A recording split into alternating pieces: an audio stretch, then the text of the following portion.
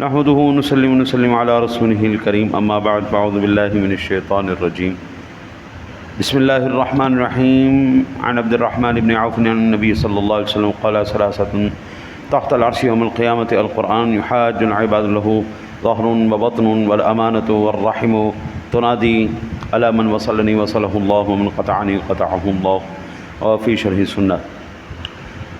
حضرت عبد الرحمن ابن عوف رضی اللہ تعالی عنہ سے روایت ہے، وہ فرماتے ہیں کہ نبی اکرم صلی اللہ علیہ وسلم نے ارشاد فرمایا کہ قیامت کے دن تین چیزیں اللہ تعالیٰ کے عرش کے نیچے ہوں گی۔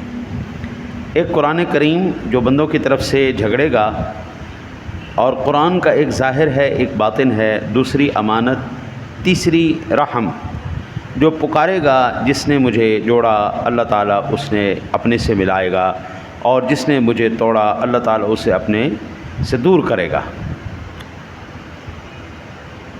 سب سے پہلے جو قرآن پاک کا وہ بھی عرض کر چکا ہوں، امانت کے بارے میں عرض کر چکا ہوں، آج اس حدیث پاک کا آخری اور تیسرا حصہ۔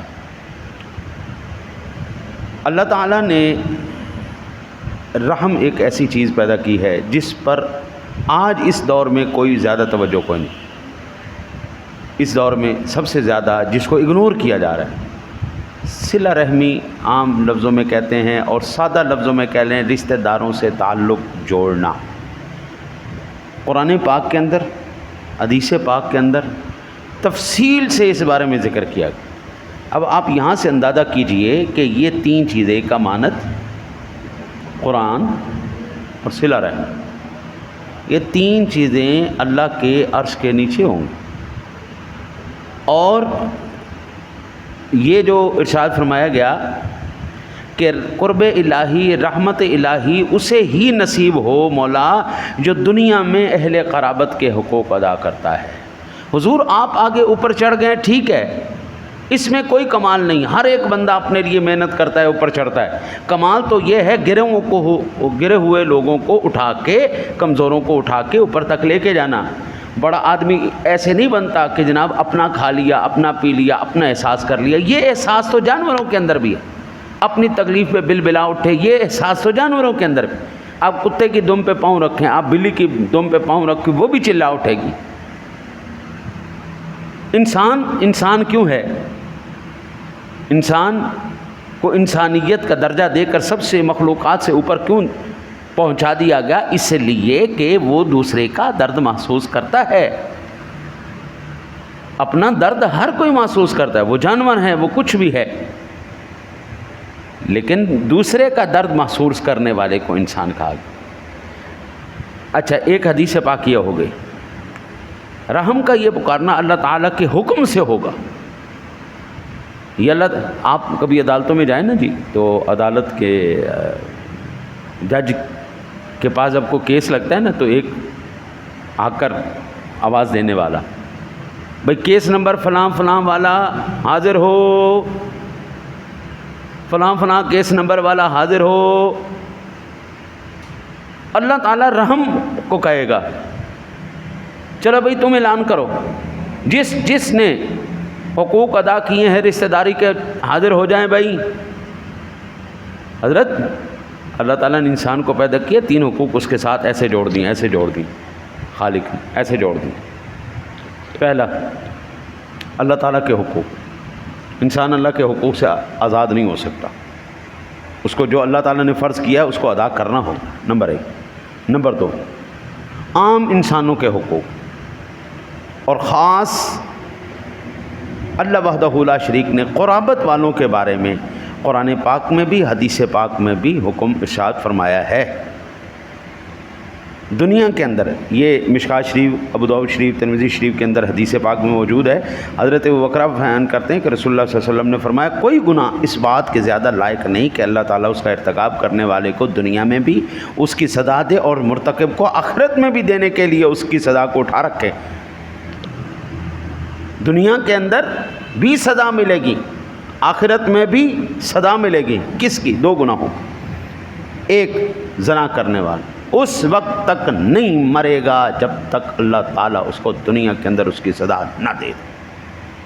دوسرا، ناتا توڑنے والا، رشتہ توڑنے والا، میں نے زندگی میں نے جی 2-3 لوگ دیکھے ہیں، اب عمر گزر گئی، اب آدھی صدی کے قریب ہم بھی تقریباً دیکھ بیٹھے ہیں.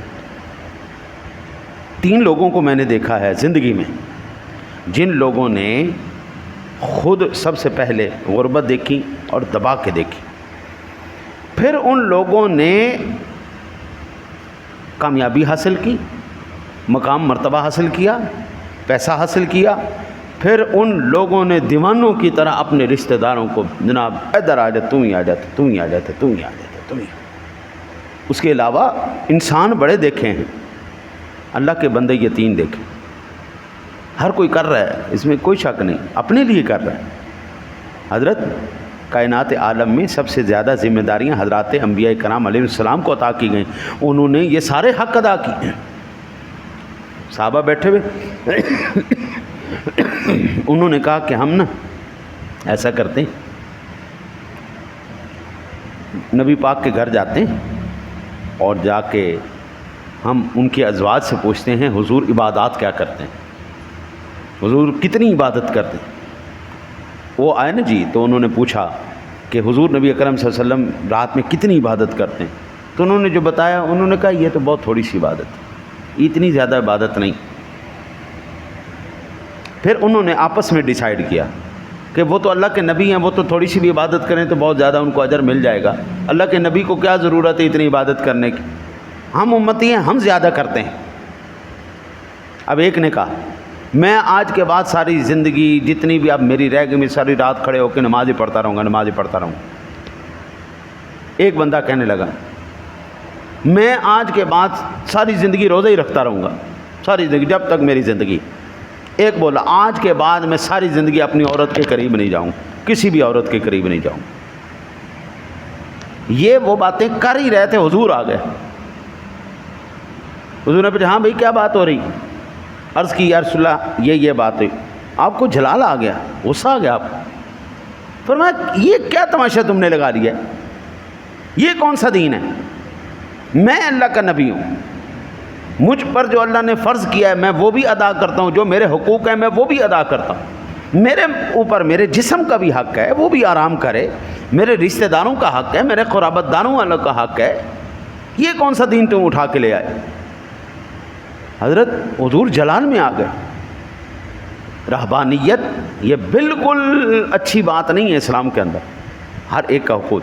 میرا آقا نبی اکرم صلی اللہ علیہ وسلم نے فرمایا لا يدخل الجنت قاطع النار، رشتے داروں سے تعلق توڑنے والا نہیں ہو سکتا جنت میں داخل، جو مرضی کرتے نا. ہم نے ایک بات پڑھی تھی، یہ بہت طویل ہو جائے گا، ساری حدیث میرے سامنے کھلی ہیں. ہم نے نا پہلے سال جب عالم کورس شروع کیا نا، تو پہلے سال ہمیں ایک فارسی کی کتاب پڑھائی گئی، کریمہ سعدی. اس کے اندر فارسی کے نا جی پنکھڑیوں کے اندر 4 پنکھڑیوں کے اندر قطعات تھے، اور ان قطعات کے اندر مختلف اسباق بیان کیے گئے.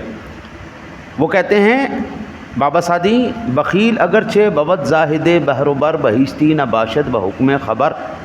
بخیل آدمی اگرچہ بحر و بر زمین اور آسمانوں کا اور سمندروں کا بھی اتنا بڑا عابد زاہد صوفی کلندر مشہور ہو جائے، اگر وہ آدمی بخیل ہے، وہ قطع رحمی کرنے والا ہے، بہشتی نہ باشد بحکم خبر، وہ جنتی نہیں ہو سکتا میرے نبی کے فرمان کے مطابق. بابو جیو اپنے لیے بھی دوسروں کے لیے بھی، یہی اسلام ہے، یہی پیغام ہے. اللہ سے دعا اللہ آپ کو مجھے عمل کی توفیق عطا فرمائے.